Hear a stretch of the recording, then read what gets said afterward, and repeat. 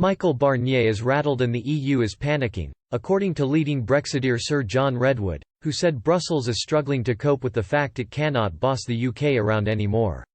The EU's chief Brexit negotiator Michel Barnier has been left rattled by Boris Johnson's demands.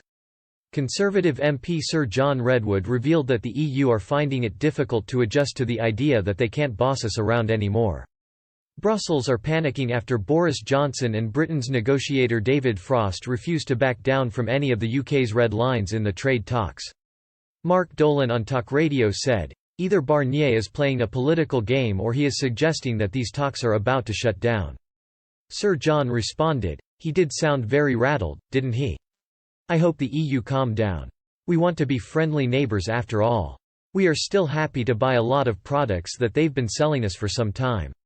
He continued, "We can even do that without putting extra tariffs on them, which would make it more difficult for them. To carry on like that, they need to understand we will be running our own fishing grounds, we will be making our own laws, and we will be controlling our own borders. We would all rather have a free trade deal than not have a free trade deal. But we trade very successfully with big countries like America and China without a trade deal. You can trade with other great nations under world trade rules. But if you can get a special trade deal that helps make things a bit cheaper.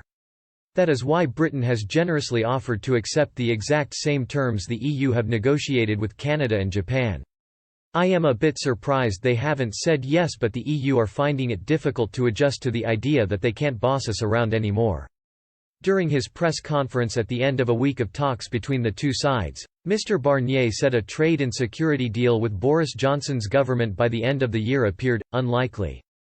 He complained that Britain was demanding, near total exclusion, of European fishing boats from its waters. Negotiator David Frost hit back, telling counterpart Mr. Barnier that the fate of trade talks is in his hands. Mr. Frost remained confident a deal can be reached by September, but also warned Britain must be prepared for the possibility of leaving without one.